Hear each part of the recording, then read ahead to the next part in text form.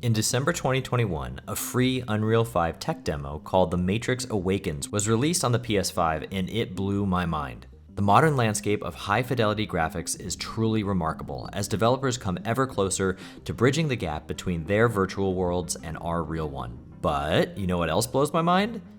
This, and this, and this, and this. I've always been captivated by games that push the boundaries of their hardware. The Game Boy Advance came out way back in 2001 and was originally pitched as a portable SNES, built with mostly 2D experiences in mind. Yet, through sheer audacity, some intrepid developers rejected the 2D path and instead opted to design genuine 3D engines for Nintendo's little handheld, to varying degrees of success. Over the past few months, I've made it my mission to play and review every single 3D game released on the Game Boy Advance. Before we begin, I'll let you into a little bit about my process. Since there are over 150 3D or 3DS games released on the system, I decided to give each one a minimum of 10 minutes. Most I played for much longer than that, but there were a few stinkers that had me switching them off right at the buzzer. Also, I decided to be very liberal with my interpretation of 3D. I'm not a terribly technical guy, so if it looked 3D to me, it made the cut. Originally, I was planning on releasing just one long video with every single review, but that turned into a ridiculously long monstrosity, so I decided to split up the videos by genre and release them individually over the next few weeks. So, without further ado, let's begin with the 3D racing games on the GBA. Starting out in a gutter, Antz Racing is awful. The controls are far too sensitive, meaning you'll constantly be running into the sides of the track, and even bumping into enemies will bring you to a complete stop. There are boat races and sled races on water and snow tracks respectively that break things up a bit, but it's a painful endeavor to even reach those levels. And the change in aesthetics doesn't make the game any better either. There's nothing redeeming here, and I definitely do not recommend checking out Antz Racing. ATV Quad Power Racing looks like typical bargain bin fodder at first glance, but I actually had a pretty good time with this one. Quad Power Racing is the first racer from developer Tantalus, who would later utilize this same engine to make the excellent Top Gear Rally as well as Cars Matter National. Quad Power Racing features impressive, fully polygonal 3D vehicle models on fully 3D tracks. The track locales aren't terribly impressive, with few details or scenery besides the odd scattered tree here or there, but the levels feature enough jumps and hills to keep things interesting. Quad Power also delivers a fairly impressive physics engine, where your quad will spin and react to jumps based on your trajectory, with some very fluid animation to sell the effect. There are also multiple different camera views, which is always a welcome addition and feels a bit like the developers showing off. It's a very basic package, and it's clearly a budget title, but ATV Quad Power Racing does enough right to make it worth checking out as long as you keep your expectations in check. Whatever you do, don't get ATV Thunder Ridge Riders confused with ATV Quad Power Racing, because Thunder Ridge Riders is an unforgivable mess. The one redeeming quality here is that tracks are voxel 3D, with some impressive topography and draw distance, and voxels weren't typically how developers did 3D on the GBA. But beyond that, the ATVs control terribly. The desert you'll be driving through looks like a literal garbage heap, and there's only one environment in the entire game. There's nothing worth seeing here, and ATV Thunder Ridge Riders is one of my least favorite racing games on the GBA. Banjo Pilot had one of the most tumultuous development cycles of any game on the GBA. It began life as a Diddy Kong Racing sequel before being converted to a Banjo-Kazooie spin-off. It's a minor miracle that this game wasn't just scrapped at some point along the way. Lucky for us, Banjo Pilot actually released, and it's one of the most pure fun racing games on the system. Part of what really works here is how simple everything is. There are boost circles, a few simple weapons, and you can shoot at enemy planes at any time. The tracks are all extremely colorful and have some great sprite work that adds to the flair of each, like these killer whales or these jumping fish. The flying element doesn't functionally change the core experience, as Banjo Pilot really is just a kart racer at heart, but being able to move up and down in the 3D space looks great and adds enough flair to make it a worthwhile gimmick. I love Banjo Pilot, and if you're looking for an all-around fun racer on the GBA, I highly recommend checking this one out. Big Mother Truckers really only has one thing going for it, and that's the Blue Roses engine. Blue Roses makes the impossible possible here by populating a fully 3D world with big chunky 3D polygons, and it really does feel like a technical marvel on the GBA. Unfortunately, the frame rate just cannot keep up with everything happening on screen. Eventually, you'll get used to the stuttering, but it's still unfortunate that it doesn't run a bit better. The core loop has you delivering packages around a semi-open world, selling products high and buying them low, trying to earn enough money to secure your position as successor to the family business. It's less of a racing game and more of a time trial game, but the loop is addictive enough that it had me playing for a whole lot longer than I expected. Besides the terrible Aussie and Drix, I think all of the Blue Roses engine games are worth checking out, and Big Mother Truckers is no exception. Once you get past the frame rate issues, it can be fun just soaking in the amazing 3D engine as you drive this enormous 18-wheeler around the countryside. The game isn't great, but it's impressive enough to be worth a little bit of your time. Cars Matter National for the GBA was developed by Tantalus, the same dev responsible for Monster Truck Madness, Trickstar, ATV Quad Power Racing, and Top Gear Rally. And if you've ever played any of those games, you'll immediately recognize Cars Matter National. Matter National is honestly one of the best licensed games on the GBA. The 3D car models look amazing, and the 3D engine powering the game is fluid enough to allow for multiple camera angles, sweeping hills, and great draw distances, all while maintaining a smooth frame rate. I don't have any real love for the Cars IP, but I played this game all the way through to the end based on the quality of the gameplay alone. Granted, it's a very simple, very easy game, and you really have to try to lose to get anything other than first place. It's clearly aimed at kids, but that didn't make the core racing any less fun. If you're looking for a better, more fleshed out version of Cars Matter National, check out Top Gear Rally, as you're essentially getting the same great racing and same great graphics, just in a more robust package. The only real downside to this game applies to all of the Tantalus racing games. The scenery to the left and the right of the road is kind of a blurry mess. It's all flat, low-res textures that bleed together, resembling what they're aiming for, like trees or rocks, but if you slow down for even a second, you'll see just how bad they really look. But that's nitpicking, and is a trade-off I'd happily make for a game that otherwise looks and runs great. If you're looking for a simple but competent racer with some of the best 3D models on the GBA, look no further than Cars Matter National. I generally like mascot kart racers. They're fairly predictable, it's hard to mess them up, and they can be a fun way to interact with some of your favorite IPs. Cartoon Network Speedway is exactly what you expect, almost to a fault. It hits all of the necessary metrics to be serviceable, but it doesn't stand out in any meaningful way. It plays competently, it runs smoothly, and the graphics are fine, but it's just all so generic that it's hard to muster any real excitement while playing it. The one standout element is how colorful the whole game is. It fits the Cartoon Network style pretty well, the tracks are all pleasant to look at, and some of them even feature shortcuts, which is a nice touch. Overall, this is a fine mascot kart racer, but it's nothing you haven't seen before. If you really love early 2000s Cartoon Network, maybe there's enough nostalgia here to be worth your time, but otherwise there are far better kart racers on the GBA. Cocoto is an IP that never really left the PAL regions, which is probably why I've never heard of it, and I kinda wish it had stayed that way. Cocoto Kart Racer is one of the most bland, uninspired racers I've ever played. It feels like if you asked AI to make a kart racer. The tracks are uninteresting, the characters are forgettable, and its systems are derivative of other better kart racers. It plays alright, and there's nothing fundamentally broken about it, but I was bored after the very first race. If you've ever played any other kart racer though, you can skip Cocoto Kart Racer.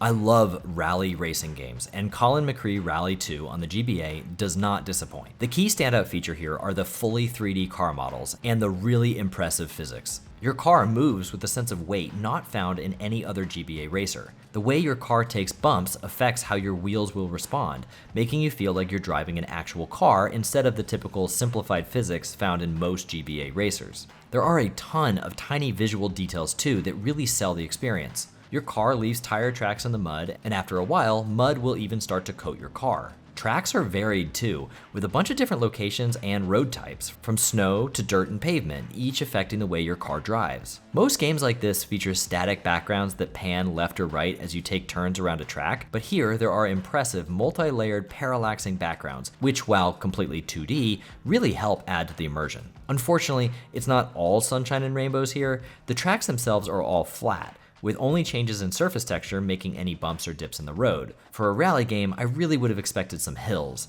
but unfortunately this is an entirely flat affair. Also, while the cars look impressive and behave realistically, that doesn't always equate to a good time. It's very easy to over or understeer and end up off the track, completely turned around and with no conceivable way of winning the race. I'm sure that with enough time, I'd get the hang of it, but this is less of a pick up and play kind of game and more of a time commitment to get good kind of game. While not my favorite rally racer on the GBA, I definitely think this one is worth checking out if you have enough time to master the gameplay.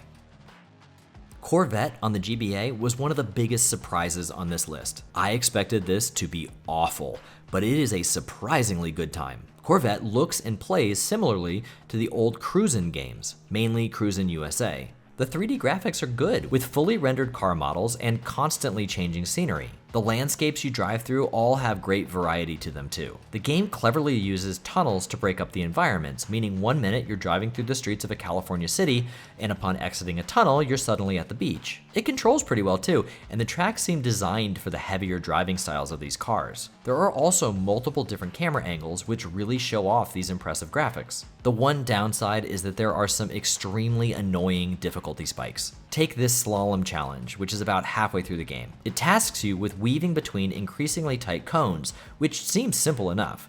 The problem is that the driving physics don't allow for the precision moves needed to win these sequences. After my 10th try, I had already gone way past my 10-minute minimum, so I ended up giving up and moving on from Corvette. I wish progressing through the game had been a bit easier, as I would have loved to continue playing in order to see all the levels, but those difficulty spikes really ruined it for me. Corvette is worth checking out, and I had fun with it, but don't be surprised if you end up getting frustrated and turning it off.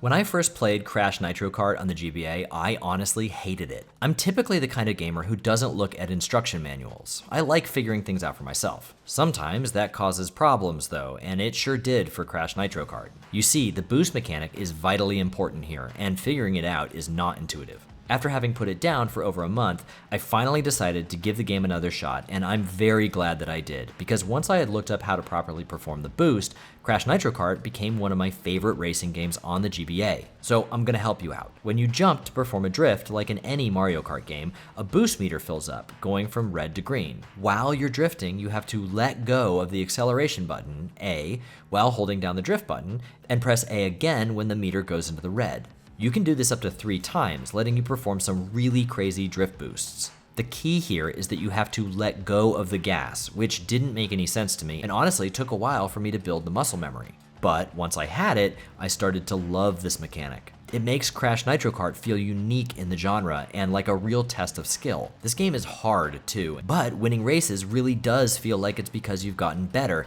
and not just because of lucky weapon draws or enemy AI. Nitro Kart is a white-knuckle type of game for sure. Instead of a cup system, Crash Nitro Kart features an adventure mode with 2 separate campaigns, one for the heroes and one for the villains. They function similarly to a traditional cup system, but there's a hub world and a few boss battles thrown in for good measure. Unfortunately, the graphics are a bit messy. The characters look good and the tracks look okay, but the backgrounds in the distance are visually cluttered, and with so much going on screen, it's easy for it to start to look overwhelming. The frame rate is also wildly inconsistent, although it never really got in the way. Once I had become used to the unique control scheme, I came to love Crash Nitro Kart. I can't wait to hop back into adventure mode, and it makes me want to check out the re-release of the PS1 game on Switch too. If you're willing to give this one some time and perfect the drift boost, this one is definitely worth checking out. Crazy Frog Racing is based on the Crazy Frog IP, which began as an early 2000s internet meme video featuring the titular Crazy Frog, back then called The Annoying Thing. The original Annoying Thing video was simply a reel for 3D graphics artist Eric Wernquist. A company called Ringtone Europe, which, as you might guess, made ringtones, licensed The Annoying Thing and renamed it Crazy Frog, much to the chagrin of its original creator, as he has since said that The Annoying Thing is neither a frog nor is he particularly crazy. Ringtone Europe then started making Eurodance music using Crazy Frog as a mascot. Crazy Frog's first big hit was a remix of Beverly Hills Cop's theme song, Axel F. As of today, Crazy Frog now has over 15 million subscribers on YouTube, and the music video for Axel F currently sits at over 4.7 billion views. Cut to 2005, and with those types of numbers, of course Crazy Frog got his own kart racer on the GBA. Crazy Frog Racing also holds the very distinctive honor of being the absolute worst kart racer I have ever played. The only notable thing here is that despite being based on a primarily music-driven IP, there is no music whatsoever while you are racing. Avoid this one at all costs.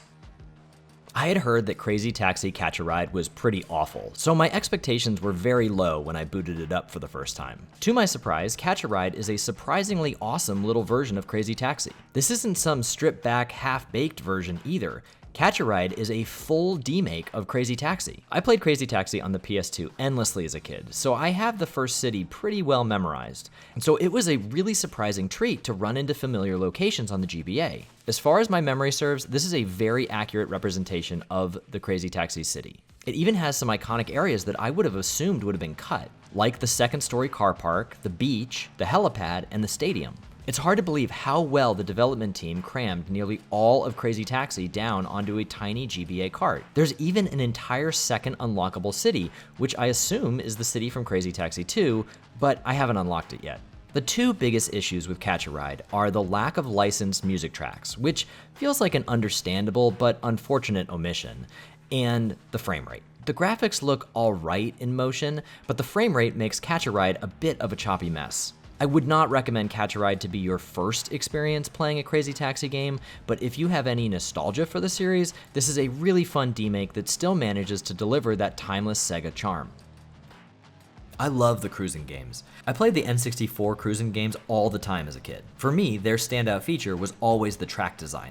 When I learned that there was a 3D cruising game on the GBA, I got pretty excited. Unfortunately, it doesn't seem like the developer of Cruis'n Velocity on the GBA had ever played the cruising games before, because there's nothing here that even remotely resembles its big sibling console games. They opted for fully 3D racetracks, but what that amounts to is a lot of really fuzzy brown and gray walls. These are some of the worst track designs of any racing game on the GBA. The controls are dog water too. Running into anything will slow you down to a crawl, and you'll be running into other racers as well as the environments constantly. There's just none of the charm of the original arcade and console games, and that sucks, since other games on the GBA show just how cool a proper cruising game could have been. Cruis'n Velocity is just a huge disappointment and a terrible GBA racer. I'm a pretty big fan of Digimon. I've recently got back into playing around with the virtual pets, and I'm slowly catching up on the anime. Love for a property can go a long way when it comes to mascot racers, but that love only extends so far. Digimon Racing for the GBA has some cool Digimon elements, but it's otherwise a pretty bland kart racer. The levels are uninspired, the scenery isn't anything memorable, and the game's controls are too slippery for my taste. There's a lot of focus on jumping over holes and gaps as opposed to jumping to drift, which at least makes it feel a little unique. You can also digivolve into stronger versions of your starting Digimon, which allows you to use more powerful attacks, but it's mostly a cosmetic upgrade. I loved seeing Agumon become Greymon mid-race, but it doesn't ultimately add much to the experience. If you're a huge Digimon fan, this is a fine enough time, but it doesn't do enough to stand out from the many other better kart racers on the GBA. F1 style racers are my least favorite subgenre of racing games. So it came as a surprise that I actually kind of enjoyed Downforce on the GBA. It's nothing spectacular, but it runs smoothly, controls tightly, and has a great sense of speed. Whipping around the quick turns of the track at top speed is good fun. The tracks are designed well too, with big looping turns and quick reflex testing bends mixing up the course. The thing is, there's very little ambition here. Nothing really stands out, and it's just not very memorable. Overall, Downforce is an incredibly basic Mode 7 racer, but it gets the fundamental feel of driving down well enough that it's worth checking out, if you've already exhausted all of the much better games on this list. You'd be forgiven for not knowing that Drome Racers is actually a Lego property from the early 2000s. I sure didn't until I looked it up, as the Lego logo is nowhere to be found in Drome Racers on the GBA. The first thing you'll notice in Drome Racers is how clean the 3D graphics are. The use of a very simple polygonal style with lots of primary colors and minimal textures looks excellent on the GBA. The tracks are filled with hills, and the simplistic design means that Drome Racers runs really well too. Even with all of the enemy racers on screen, the frame rate rarely dips. There aren't too many tracks, but they're all well designed, each feeling distinct and memorable. There are only a few weapons too, and compared to some games like this, which overload you with various weapons, I appreciate their simplicity. Overall, this is a really impressive package. While not quite as good as some of the other games on this list, I had a lot of fun with Drome Racers. As one of the launch titles for the system, F-Zero Maximum Velocity was a great representation for what the GBA was capable of. It looks and feels like a proper F-Zero game, with a ton of content, challenging but manageable controls, and a great use of multiple Mode 7 planes to simulate high-altitude tracks. Subsequent F-Zero games definitely improved on this formula in nearly every way though. So if you're looking to play just one F-Zero game on the GBA, this would not be the one I would choose. But if you're looking to play an excellent first take on portable F-Zero, you'll have a blast with Maximum Velocity. F-Zero GP Legend plays a lot like Maximum Velocity, but with a fresh coat of anime paint. You see, GP Legends is based off of the F-Zero anime that I've never seen, and that adds a ton of style and charm to this outing. There's an actual story mode here too, with cutscenes and a lot of colorful characters, which adds a good bit of window dressing to your standard F-Zero racing. The vehicles also look much better than they did in Maximum Velocity. They animate better and look cleaner overall. The tracks offer a greater variety of locations too. For my money, GP Legends is considerably better than Maximum Velocity, but not quite as good as its sequel, F-Zero Climax. Still an awesome game, but not quite the best F-Zero the GBA has to offer.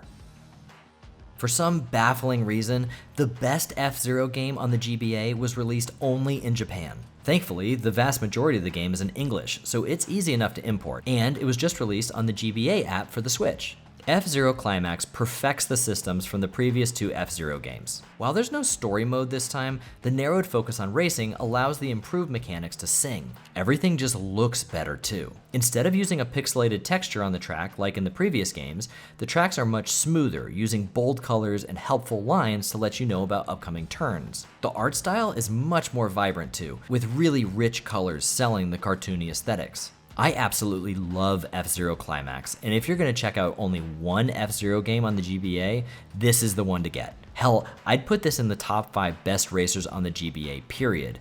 F-Zero Climax is just that good.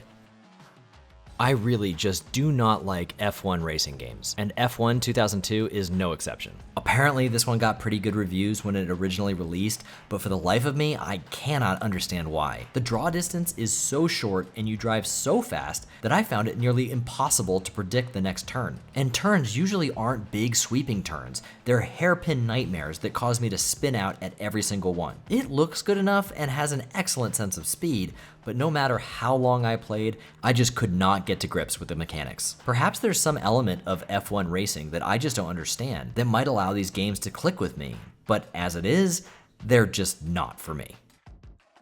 When I was a kid, whenever we didn't have something planned on the weekend, my dad would just take us all out for a drive. He'd take the back roads, driving slowly with no real direction or purpose, just going out into the world to see what we might find. Ford Racing 3 on the GBA is the racing game equivalent of one of those lazy Sunday afternoon drives. It's not terribly exciting, and it's rather slow, but it's got some pleasant scenery, and it's a surprisingly nice way to pass an afternoon. If F-Zero is the fastest racer around, this is the opposite of that. Passing other racers feels more like just passing other cars on the highway. The controls are a bit overly touchy, causing you to slide a lot if you push it too far, but you don't really slow down much for going off the track or bumping into walls, so it's all just not a big deal. It's nice and easy too, without much tension or stress. I don't think any of this was the intention of the developer, but surprisingly, it works in the game's favor. The courses themselves look great, with some really impressive 3D landscapes and a ton of environmental diversity. I also like that you can choose your next race from a tree, which gives you a little flexibility and replay value. Overall, I had a great time with Ford Racing 3. Is it a very good racing game? No, not really. But if you're looking for an easy breezy driving game, this one gets a high recommendation. Gadget Racers should be viewed in retrospect as nothing more than a prototype for its sequel, Shifting Gears Road Trip. Everything that Gadget Racers does is done so much better by its sequel that it is hard to go back to this one. The core concept here is that as you progress through the game, you'll unlock new vehicle parts that you'll need to swap in and out depending on the track. Tracks themselves are fairly creative, and all the cars have a fun, chibi design. But unfortunately, Gadget Racers is seriously let down by how poorly it runs. It is extremely stuttery, with objects stuttering as you drive near them, which can be slightly headache-inducing. The core of the experience is good, and thankfully that has been carried over to its much better sequel, Shifting Gears Road Trip. If you need to see the origins of that masterpiece, I guess you could give Gadget Racers a shot, but if you're looking for a great racing experience, I recommend skipping right to the sequel. GT Advance Championship Racing is the closest you're going to get to Gran Turismo on the GBA. Whereas most GBA racers go the arcadey route, GT Advance aims for a more realistic, simulation-type racing experience. And it kind of works. Everything here feels more methodical and more intentional than much of the competition. This is a game for car fans and real-world racing fans. There are a lot of cars here too, from a bunch of real-world manufacturers, and a decent track selection as well. I loved how open the tracks were too. Narrow track design is an issue that plagues many GBA racers, but not so here. Graphically, it's not terribly impressive. Tracks are done in a simple Mode 7 style, but the cars have some weird vertical tearing on the models when they turn. I honestly found the look of GT Advance to be pretty bland. Interestingly, the original Japanese release for the game featured a save feature, but on the US release, THQ opted for a password system instead, likely in an attempt to save some cash on the battery needed for each kart to feature save files. Because there are so many different possible combinations of progression, the passwords here are insane. Since I was playing on an emulator, this wasn't a problem for me, but if you pick this up as a physical kart, you might want to keep that in mind. Overall, this is a decent little racer, especially if you're looking for something a bit more serious than the competition. In my opinion, GT Advance 2 Rally Racing is a huge improvement over its predecessor. Instead of focusing on more traditional asphalt tracks, GT Advance 2 focuses on the dirt and grime of rally racing. And I much prefer this style. The graphics are greatly improved, still using Mode 7, but now with some fancy hills to break up the flat tracks. The car models are both now more detailed and better animated. There's a great variety of tracks too, from mud to sand and snow. The cars handle better too, and everything just runs smoother than its predecessor. GT Advance 2 Rally Racing is up there with V-Rally 3 and Top Gear Rally for the best rally games on the GBA, and I highly recommend it. GT Advance 3 Pro Concept Racing is confusing. On the one hand, it's a big step backwards from GT Advance 2, but it's also a big step forward from GT Advance 1. And that's because when these games were originally released in Japan, GT Advance 3 was actually GT Advance 2, a sequel to the gameplay style of the first game, whereas GT Advance 2 was called Rally Advance and billed as a completely separate series. Confusing, I know. So, GT Advance 3 Pro Concept Racing is a better game in nearly every way from GT Advance 1. In many ways, this feels like an upgraded version of GT Advance 1. There are more cars, they handle better, the game runs a bit smoother, features more tracks, and overall just looks a bit better. Unfortunately, the graphical upgrades made to GT Advance 2 do not make it over to GT Advance 3, which means less detailed car models and no hills. If you're looking for a Gran Turismo style racer on the GBA, this is the one to get. But if you're looking for the best GT Advance game in the US, GT Advance 2 Rally Racing takes the cake. I feel obliged to talk about GT Racers, but that doesn't mean I want to. Yes, technically there are 3D elements in this game, so it does belong on this list, but let's keep this one short. GT Racers is a top-down racing game with some 3D environmental elements like buildings, windmills, bridges, and street lamps. The game itself is bad. The tracks are so narrow and the handling so finicky that I found GT Racers to be a deeply frustrating experience, and I do not recommend it. I know this sounds crazy, but I really liked Herbie Fully Loaded on the GBA. I expected another low-budget cash grab license game, and it is that, but it's also fun enough to play that I ended up beating the story mode in a single sitting. I just didn't want to stop playing Herbie. Granted, you can complete the story mode in roughly 25 minutes, which then unlocks multiple different difficulties in the championship mode. The unlockable extra difficulty levels don't just mean that the AI is faster and more aggressive. It actually changes up the track layouts too and really extends the gameplay. There is very little meat here though, even with the unlockable challenges. You can only ever play as Herbie, and it's all pretty bare bones. There are 4 power-ups you can grab, one that gives you a boost, one that gives you a jump, one that shoots a tire, and another that boosts you immediately. And that's about it. There are a handful of track locations, and they're all fairly impressive, fully 3D levels, but it's about the minimum amount of content to be classified as a full release. By far the saving grace of this game is just how fun it is to drive Herbie. He controls sort of like the cars from Ridge Racer, drifting around corners with precision, feeling like you're on the verge of spinning out but never actually out of control. I really wish this driving engine had been used to make a real Ridge Racer game on the GBA. Herbie is definitely worth checking out. It's short and sweet, and I had a blast with it. One of the coolest racing series from the 90s was Micro Machines, a top-down racer that featured tracks like a bathroom, living room, kitchen table, and backyard. The concept was that the cars themselves are little toys, racing around various rooms of your home. Hot Wheels Burnin' Rubber takes that idea and makes a fairly typical Mode 7 racer out of it. By far the best part of this game is the track themes. You'll be racing around pool tables, bathroom sink counters, flower gardens, ponds, and pianos. Apart from the creative level design, Burnin' Rubber is a very basic racer. It plays like your bog standard Mode 7 kart racer, just without any items. Most often, I actually prefer playing Mario Kart 8 Deluxe with the items turned off, so I kinda like that there aren't any items here. But it does feel like it's missing just some extra little mechanic or novelty to help it stand out from the plethora of other racers on the system. It controls well and looks alright, but beyond the aforementioned creative tracks, there's really nothing else here. If you're looking for a competent Mode 7 racer with novel tracks, it's worth checking out, but if you're looking for something you haven't already seen before, this ain't it. Hot Wheels Stunt Track Challenge is one of the best racers on the GBA, full stop. It also happens to be one of the best looking 3D games on the system. Its tracks are designed with large polygonal shapes and simple colors, and that style really shines on the GBA. Each track has a theme, like dinosaurs, spiders, pirates, or space, and scattered around the tracks are enormous 3D models that really sell the level themes. Each track feels like a theme park attraction. There are even full 3D loop-de-loops. The car models look great too. Stunt Track Challenge controls excellently as well. As you might expect from the name, there are jumps throughout the races and you'll be performing various tricks in order to fill your boost meter. The track system in this game is nearly identical to that in Mario Kart 8, where depending on the direction you push, you'll either do a spin or a flip, which you can chain together if you get enough air. It's a very simple trick system, but it works so well that I'm glad they didn't try to overcomplicate it. The only downside of this game is that it has a bunch of weapons and it absolutely did not need weapons. The racing is so much fun on its own that the weapons overcomplicate an already exceptional racing experience. Stunt Track Challenge reminded me a lot of the Speed Racer and Sonic and Sega All-Stars racing games on the DS, both of which are excellent as well. Hot Wheels Stunt Track Challenge is easily in my top 5 favorite racing games on the GBA, and I highly recommend checking it out.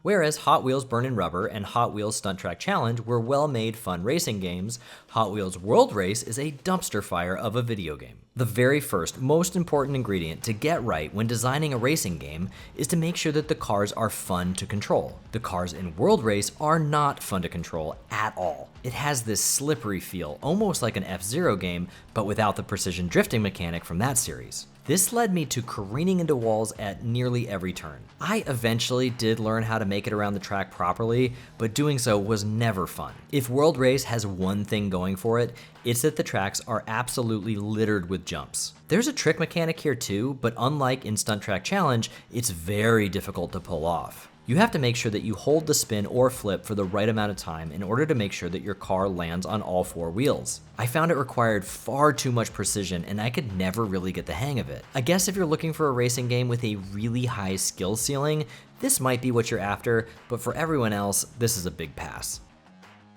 Inspector Gadget Racing has exactly 2 good ideas. First, the simple, blocky, and colorful car designs, they look amazing. And second, depending on the track, your car will transform into a submarine or an airplane, which is undeniably cool. Unfortunately, those are the only positive things I can say about Inspector Gadget Racing. The rest of the game is terrible. The tracks are so narrow, which means you'll be bumping into the other racers constantly. The weapons are far too complicated and don't necessarily make any sense with their designs. You also have a close range attack that you can use at any time, but good luck ever hitting anything with it. The biggest problem is that the whole thing is just too chaotic. There are too many things happening at any one time to make you feel like you have any control, which is really too bad because I love how this game looks. Unfortunately, aesthetics are not enough to make this one worth your time. Okay, now this is how you do a kart racer. Despite not having any prior nostalgia or attachment to any of these characters or properties, I found Konami Crazy Racers to be one of the most fun racing games on the GBA. The controls are flawless, the tracks are wonderfully fun to race on, the items all make sense, adding depth without taking away from the core racing experience, and the art style is a beauty. Everything here feels like it has been perfectly tuned towards providing the most amount of joy. It's everything you'd want from a kart racer, molded to perfection. We'll get to talking about Mario Kart Super Circuit in a bit, but this is the game that I wish Super Circuit had been. Konami Crazy Racers has all of the shine and attention to detail of a first-party Nintendo game. This game comes with my highest recommendation. It is so much fun. I really don't want to talk about LEGO Racers 2. It's ugly, it's slow, it's uninspired, and worst of all, it is so boring. The most interesting thing in LEGO Racers 2 is this Sonic bonus stage ripoff that gave me a headache. I struggled to play this one for a full 10 minutes. It was a grueling experience, and the less said about it, the better. Moving on.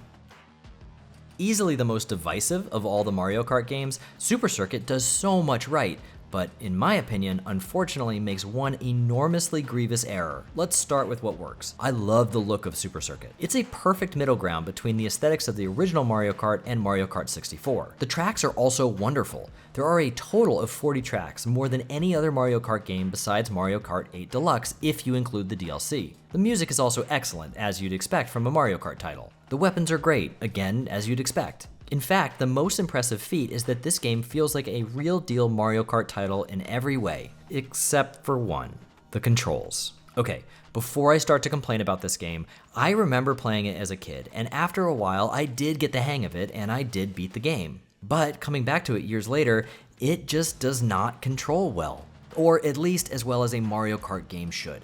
Is it possible to get good? Yes. But why should you have to when there are games like Konami Crazy Racers, which feels like a modern Mario Kart title more than Super Circuit ever does? For lack of a better word, the driving here is just too slippery. You'll be slip-sliding around turns, having to tap that brake button in order to make sure you don't go careening off course. Had Nintendo implemented the controls from Konami Crazy Racers, this would easily be the very best racer on the system, and likely even a contender for one of the best Mario Kart games.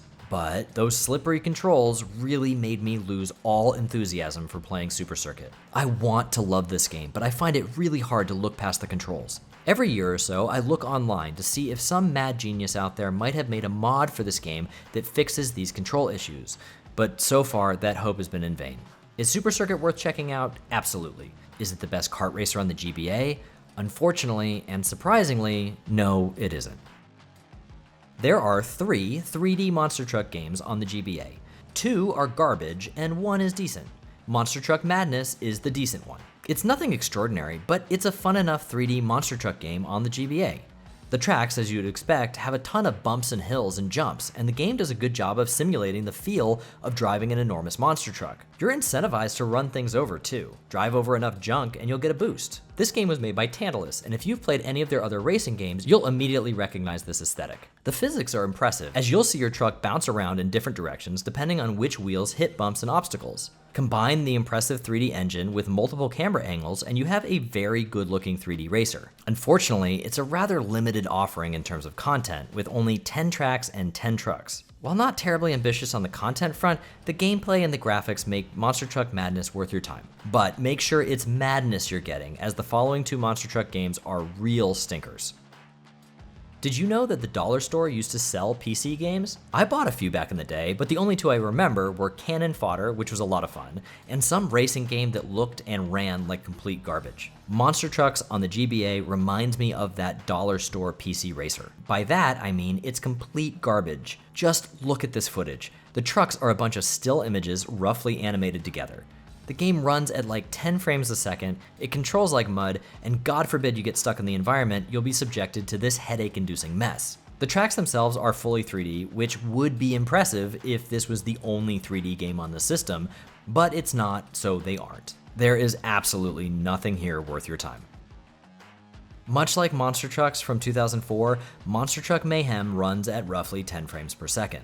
It controls slightly better than Monster Trucks, but it somehow looks even worse. Also, for some inexplicable reason, you can run over and crush cars, but if you run into a barrel, your entire enormous monster truck flips ass over end like it hit a concrete wall. In the 10 minutes that I played, 7 of those minutes were spent on the very first race, which consisted of 4 mind-numbingly long laps. Then I played an alright minigame where you drive around crushing more cars than your opponents before quickly being thrown into another race, which was when I turned the game off. I liked the car crushing sequences just enough to be forced to say that Monster Truck Mayhem is slightly better than Monster Trucks, but being both the second worst and second best Monster Truck game on the GBA doesn't really make any sense, so just remember, Monster Trucks and Monster Truck Mayhem are garbage. Only play Monster Truck Madness. Moto GP is one of those racing games that feels like the background is flying towards you instead of feeling like you're actually driving forward, if that makes any sense. It's a feeling that many old arcade games had, where your job was just to stay on the track as it whizzes by you avoiding obstacles. Come to think of it, this game plays a lot like Hang On. The problem here is that the draw distance is awful. Arrows do pop up to let you know when you're approaching a turn, which alleviates the problem slightly, but not enough to make it any fun. It looks alright and runs really smoothly, which sells the sense of speed, but there's nothing to differentiate the tracks, as there are hardly any environmental details besides the 2D backgrounds. There's nothing really wrong with Moto GP, but it wasn't very fun either. Whereas Moto GP was rather bland, Motoracer Advance is a stunning accomplishment. The 3D graphics for the tracks are outrageously good looking. There's a seemingly endless draw distance where you can see the turns way before you reach them and features some of the best looking hills in any GBA racer. Each level is also very unique, featuring lots of little environmental details to set them apart. Just look at all this scenery flying by.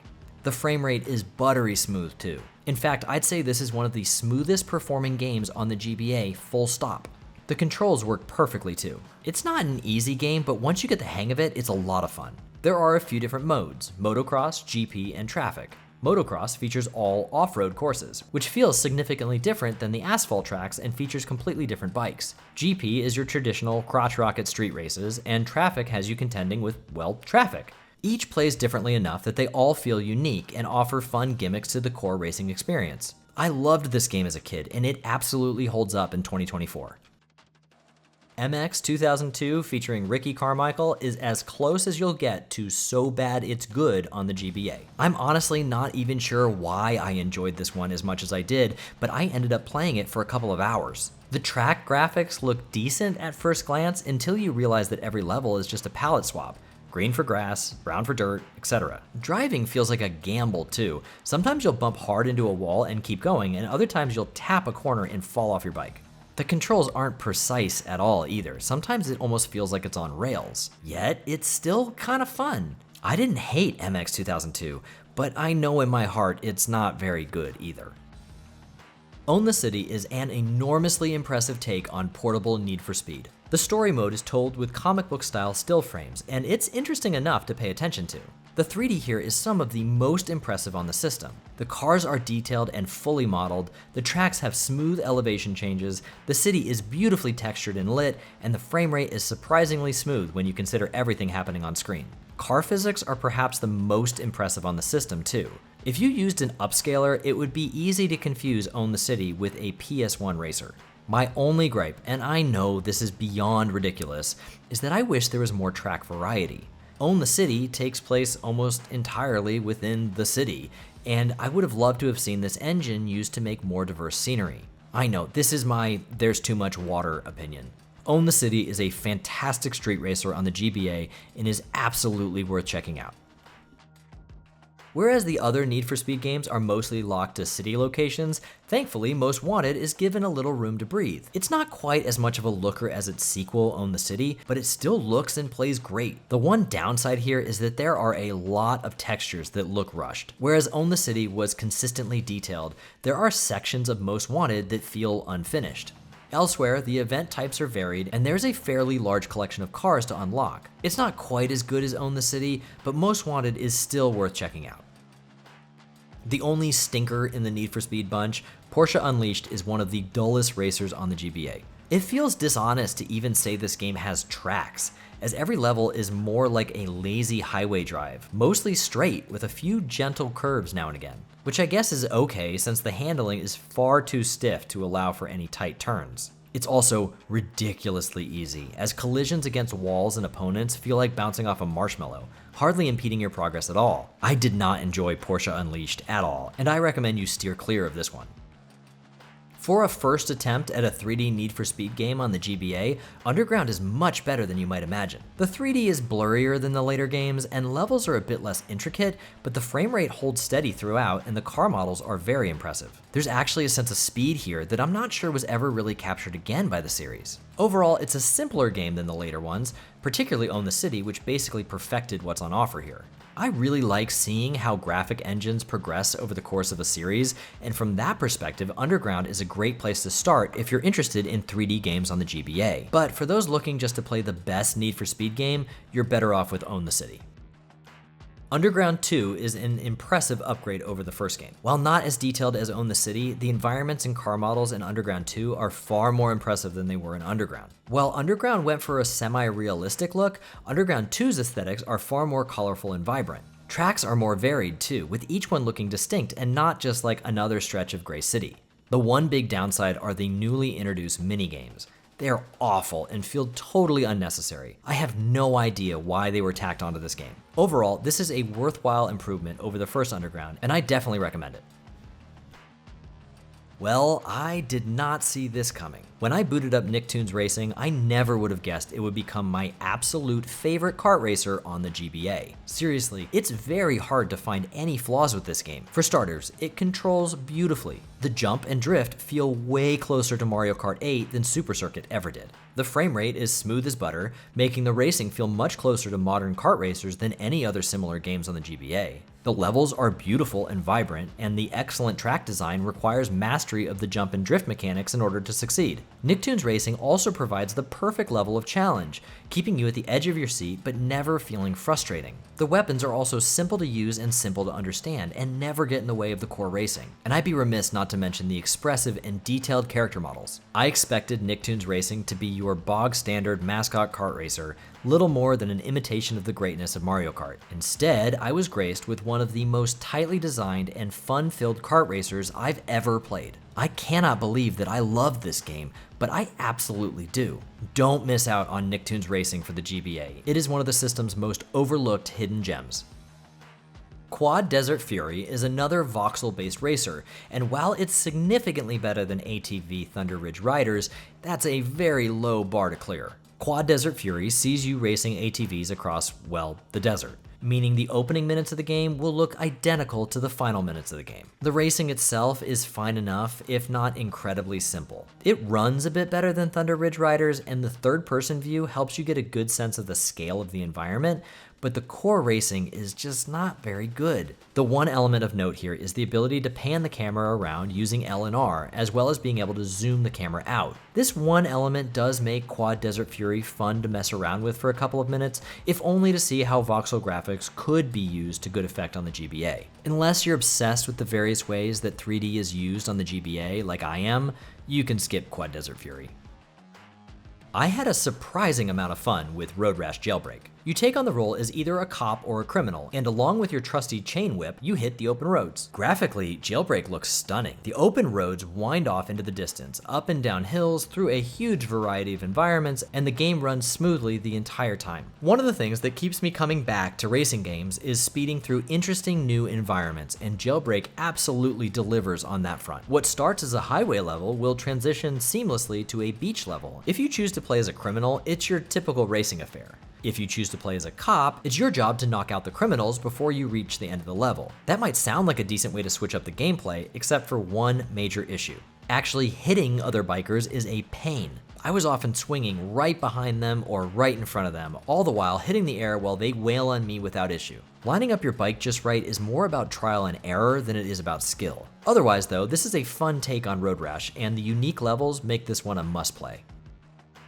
Bear with me here, because I would understand after taking one look at this game, you'd be like, gross, that looks like garbage. And yeah, Sega Rally Championship on the GBA looks truly awful. The 3D graphics here are a blurry mess, the draw distance is atrocious, and the cars are made up of like 6 still images that cycle through depending on which direction you're driving. But I actually love Sega Rally Championship. For a game that looks this bad, it's amazing how much fun it is to play. Miraculously, the developer nailed the feel of a true Sega Rally game. The key ingredient here is how frictionless the gameplay is. It controls well, it's easy to recover from blunders, and it has a good sense of speed. There's a great amount of variety too when it comes to level environments, and the use of color feels very Sega. Sega Rally Championship is an excellent example of gameplay trumping graphics because this game looks butt ugly, and yet I had an absolute blast with it. Shifting Gears Road Trip is the sequel to Gadget Racers, and it's also one of the very best games on the GBA. The core feature of Road Trip is being able to tinker with your cars before each race. If you notice that the next race is a snow track, make sure to equip snow tires. If it's a muddy track, make sure to equip mud tires. If it's a water level, switch out your tires for water skis, and if it's a sky level, make sure you turn your car into an airplane. There's an enormous level of variety, but the game does a good job at pointing you to the kit that'll give you the best chance for success in each race. The aesthetic here is one of my favorite on the GBA too. The tracks are all rendered in vibrant Mode 7 style, but with a lot of nuanced elevation changes. Those small dips and hills do so much to make this feel more polished and ambitious than your typical Mode 7 racer. There are 3 main modes: Sprint Race, which is your typical racing game, Battle Mode, which adds weapons a la Mario Kart, and Road Trip, which is a series of challenges such as collecting all the coins or flying off huge jumps and trying to land on the target. The Road Trip mode was the biggest surprise for me and reminded me a lot of the various challenges in Pilot Wings. Overall, this is one of the most polished, beautiful, and fun racing games on the GBA, and I highly recommend you check it out. Shrek Swamp Kart Speedway is so bad. I played this one for exactly 10 minutes and then turned it off. It might actually be my least favorite kart racer that I've ever played. It might even be worse than the Crazy Frog game from earlier. Let's move on. Simpsons Road Rage on the GBA is one of the wildest looking Mode 7 games you'll ever play. It's a really baffling graphical style, but after the visual language clicks with you, it turns into a really fun Crazy Taxi clone. You play as a variety of Simpsons characters and basically play Crazy Taxi, picking up recognizable faces and dropping them off at semi-recognizable locations around Springfield. There are even multiple maps, giving the game a lot of environmental variety. The only downside is that it uses a password save system. The plus side to this is that I just looked up the password to unlock everything, and I got to try out all of the characters and stages within the span of an hour. I'll definitely come back to this one, as it's a great pick up and play title. Smashing Drive on the GBA has only a 47% on Metacritic. That's criminal. Once again, the Blue Roses engine boggles the mind by allowing for a nearly one-to-one recreation of the Smashing Drive arcade and GameCube game on the tiny GBA. Every shortcut, every power-up, and every set piece seems to have been recreated here. One minute you'll be driving over an airplane wing, the next you'll be smashing through a window into a museum and driving up a dinosaur skeleton, and then you'll chase King Kong himself up the Empire State Building. The number of 3D models on screen at any one time does make the frame rate chug, but it honestly doesn't make the game any less impressive. I absolutely love this demake art style. It's one of my favorite looking games on the GBA. God, I wish every arcade game from that era had been given the same treatment. I would kill for Hydro Thunder or House of the Dead in the Blue Roses engine. The only real downside to Smashing Drive on the GBA is that sometimes the levels do tend to repeat themselves, and so for every incredible set piece, there might be 3 or 4 blocks of identical looking city streets. Overall, Smashing Drive is one of my favorite GBA games, and I absolutely recommend anyone interested in mind-boggling 3D games on the GBA check this one out. Smuggler's Run is one of the better voxel games on the GBA, but that's not saying much. You drive around samey looking environments, picking up packages and dropping them off elsewhere, all while avoiding the cops. Every level is nearly identical, and each location is a simple palette swap. Enemy AI is also atrocious. Just look at this. Smuggler's Run makes a decent first impression, but it has absolutely no staying power whatsoever. Skip this one and go play the much better PS2 original instead. As a kid, I loved Spy Hunter on the GBA. The whole premise is very cool. You start each level as a car, but if you take enough damage, your car breaks apart to become a motorcycle. Then, if you drive onto water, your vehicle morphs into a boat. Spy Hunter does a good job with its Mode 7 style graphics, providing you with variable terrain and enough changes in elevation to keep things fresh. The various enemies, though, look pretty bad. Each level has a number of objectives, which adds a lot of replay value as you'll really need to memorize the level layouts in order to complete them all in a single run. The one other downside is that levels are long. Like way too long. And if you don't complete a level with a high enough score, you can't move on to the next one. There aren't a ton of missions either, so I can only see this roadblock as an attempt to pad the game out. For what was originally an arcade game, I wish there was an easier way to progress. Overall, I really like Spy Hunter on the GBA. It's a fun, shooty racer, and I definitely think it's worth checking out. SRS Speed Racing Syndicate is very, very bad, but as a technical showcase for the Blue Roses engine, it's wildly impressive. The 3D car models are enormous, and the cities you race through are detailed and varied. Unfortunately, the frame rate is so bad that it leads to input lag, which makes racing feel sluggish and unresponsive. To make matters worse, the driving is super slippery, so you'll often find yourself whipping this way and that, just trying to straighten out your car. Whatever you do, don't use the boost either. Since I'm pretty sure it doesn't actually make you go any faster, it just makes the camera shake wildly to simulate having a seizure. Surprisingly, there is one thing that SRS is worth checking out for, and it's something that doesn't make a lot of sense. You see, there are multiple cities that are broken up into individual racetracks. When I first started playing, I assumed that each racetrack was its own bespoke track, with the city just being a consistent theme for each of the tracks within that city. Bafflingly, that's not the case. When you load up a race, you are actually loading up the entire city. If you decide to venture off the current racetrack, the city is yours to explore as you wish, including every other track and street within that city. Why the game loads the entire city is beyond comprehension. And it serves no purpose, since the moment you go off track, you'll obviously lose whatever race you're in. But again, as a technical showcase for Blue Roses, it's really, really impressive. So if you look at this game as a tech demo for an open world racing game on the GBA, it's worth checking out. But for God's sakes, don't actually play SRS Speed Racing Syndicate how it was intended to be played. I wasn't expecting much out of Starsky and Hutch on the GBA, but I was left pretty impressed. Starsky and Hutch is an open world game with a variety of mission types, all done from behind the wheel. You'll chase down robbers, shoot unmarked vans out of your window, and collect and disarm bombs within a time limit. The world itself is the most impressive aspect of Starsky and Hutch. It's a vibrant open world done in Mode 7 style. Unfortunately, there aren't any hills, but that feels like a fair trade-off. The open world features a few different environments too, like a city with distinct districts, a desert, and a swamp. The lighting and colors change too, depending on the time of the day during a mission. While it's not as good as Driver 3, it's a whole lot more fun than Driver 2. If you want to see all the different types of open worlds possible on the GBA, Starsky and Hutch is worth a look. It's a toss-up between the Blue Roses engine and VD Dev for the most impressive 3D graphics on the GBA. Personally, I think VD Dev has the edge simply because of how smooth their games run while also being technically incredible. Stuntman by VD Dev is one of the most technically advanced games on the GBA. Unlike most racing games, Stuntman puts you in the role of, well, a stuntman. Each level is a sequence in a movie, and it's your job to hit the marks. These marks take the form of dodging incoming cars, hitting jumps, jumping trains, avoiding explosions, and a lot of 90-degree turns. In terms of pure spectacle, this is one of the coolest games on the GBA. It feels like something that really shouldn't work on this system, but VD Dev pulls it off brilliantly. Hitting each of your marks really does make you feel like a kick-ass movie stunt driver. It reminds me a lot of the driving levels from the GameCube and PS2 James Bond games, which were some of my personal favorite levels in gaming as a kid. It's not the longest game in the world, but the variety of environments and set pieces keeps it thrilling throughout. I wish VD Dev had gotten the chance to demake Stuntman Ignition 2, but Stuntman on the GBA is a great version of its big sibling counterpart, another example of VD Dev's talent, and I highly recommend checking it out. Taxi 3 is kinda like Crazy Taxi, but without the big open city to explore. It's entirely linear, with you driving in one direction, picking up a passenger, and dropping them off at the very next location. You'll need to keep an eye on your gas, which is a nice touch, but doesn't ultimately add anything to the experience. There are a few locations, and it looks alright, but it's just so simple that it makes Taxi 3 hard to recommend. Have you ever played a game that you know is just awful, but you're still able to squeeze some enjoyment out of it? Thunder Alley is objectively a horrible video game.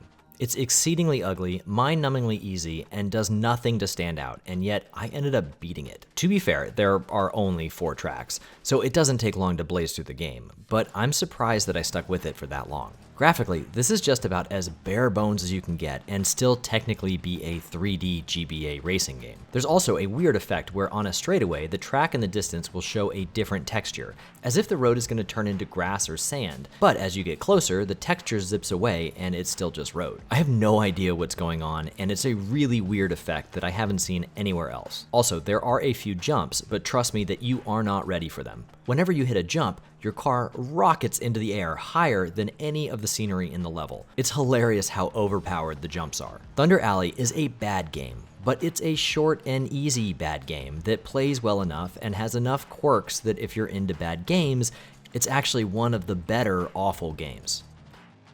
Toco World Touring Cars is another take on a Gran Turismo style racer on the GBA, and it does a pretty darn good job at replicating that PS1 classic. Visually, it's pretty impressive, mixing Mode 7 style courses with some 3D polygonal decorations like grandstands, garages, and guardrails. That little touch does a lot to differentiate Toco from other similar games like the GT Advance series. I did find the game a bit too challenging, but this is the type of game with a very high skill ceiling, and the half an hour I gave it might just not be enough time to really get good. While I did have a good time with Toca, I can't imagine myself returning to it. I preferred the GT Advance series, even though I think Toca looks a bit better. If you're looking for a Gran Turismo style racer in the GBA and you've already checked out GT Advance, Toco World Touring Cars is worth a look.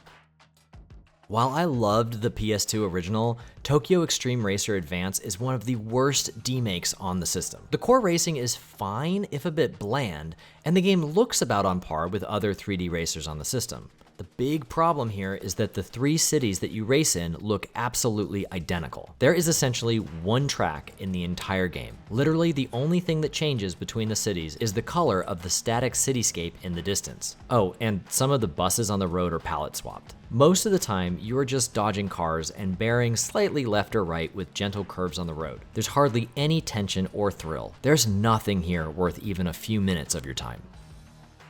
Rally racing fans like myself were eating good on the GBA. Along with GT Advance 2 Rally Racing, Sega Rally Championship, and V-Rally 3, Top Gear Rally is another great take on rally racing. Surprisingly, Top Gear Rally was actually published by Nintendo themselves. The first thing you'll notice in Top Gear Rally is the excellent car models. In terms of both complexity and detail, I'd say these are the best car models on the GBA. They animate fluidly and have a real sense of weight to them. They're also huge, and the chunky models are by far the most impressive aspect of the visuals, because unfortunately, the environments aren't quite up to the same standard. The actual tracks themselves are great, with huge hills and jumps, with both large sweeping turns and tighter narrow ones, and a good variety of locations. It's the environmental details that don't look that great. In a forest, the trees are all just a single flat texture that pans by as you zoom through the track, and the city is just a flat townhouse texture. It's just not on the same level as something like V-Rally 3. This is the same problem that plagues all of Tantalus's racing games, but this one is their best outing. And again, these are minor blemishes on an otherwise fantastic package. The racing is fast and responsive, there are a ton of tracks, and a fairly lengthy campaign. I had a blast with Top Gear Rally, and if you're looking for some of the best rally racing on the system, I highly recommend giving this one a shot. Trickstar is definitely a budget title, but it also does enough unique things to make it worth checking out, at least for a couple of minutes. Trickstar is a very standard racer on the surface. You ride mono-wheeled vehicles around floating futuristic tracks, hitting jumps and boosting your way towards the finish line. The core feature here that differentiates itself from other bog-standard racers is its trick system. I wasn't expecting it to be as robust as it is. It helps that the character models are well detailed and animated too. There's even a trick viewer where you can rotate the models and practice the various tricks. Unfortunately, the tracks are all very similar in design, so repetition sets in pretty quickly. Also, the lack of any music during the races is a real bummer. This is another Tantalus developed game, and I like that they did something different here, removing the blurry side environments in exchange for static backgrounds. It's a cool look, and if you've played all of Tantalus's other games, it's neat to see how they change things up here. I had more fun with Trick Racer than I was expecting, and its great character models and trick animations are worth a look, but just don't expect to be playing it for very long. It isn't hyperbole when I say that V-Rally 3 on the GBA is one of my favorite racing games of all time, on any platform. It's my comfort food game, the one I pick up when I'm sick in bed or while I'm on the train. I've played through it more times than I can count, and it is largely responsible for my decision to make this video in the first place. VD Dev is one of the premier 3D developers on the GBA, responsible for games such as Driver 3, Asterix and Obelix XXL, and Stuntman, and this is their magnum opus. V-Rally 3 on the GBA is a technical marvel. This is easily my favorite looking 3D aesthetic on the GBA. The use of fully 3D tracks with pre-rendered 3D cars and gorgeous 2D backgrounds makes for a really unique look. The use of color in this game is wonderful too. The yellow gradient of the sun setting over blue mountains as you race through a green forest is just beautiful. There are two main racing styles here, Rally and Circuit. Circuit has you racing against 4 other cars in multi-lap races, while Rally is a time trial down a one-way track. Circuit is a bit less fleshed out than Rally, with fewer tracks and can be completed in about an hour. Rally is much more fleshed out, with each location featuring 5 tracks, each with different layouts, times of day, and weather effects. Rally is where the meat of the game is, although I enjoyed Circuit too. You can customize your car before every 2 races, and while the tweaks don't fundamentally alter the feel of the game, they do allow for some flexibility in how the cars handle. Despite the veneer of realism presented in the menus, once you're on the track, this is definitely an arcade racer, no matter what gearbox or brake system you picked. The act of drifting around corners is a blast, and it just feels great. Everything handles exactly as you'd want it to. There's a level of attention to detail here that really sells the experience. Not only does the game look fantastic with the normal camera, but you're actually able to play the entire rally mode from inside the car. This cockpit view looks great, with disembodied hands taking the wheel and even shifting when necessary. Not only that, but if you crash, the windshield will start to crack, obscuring your view. I could gush about this game for a very long time, but for the sake of brevity, here it is. V-Rally 3 is the GOAT of 3D racing games on the GBA. This game is awesome.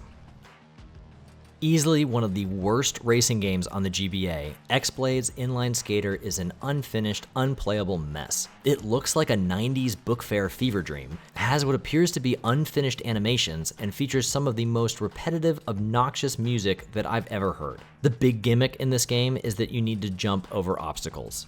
Does this look like fun to you? For the love of God, avoid X-Blade's Inline Skater.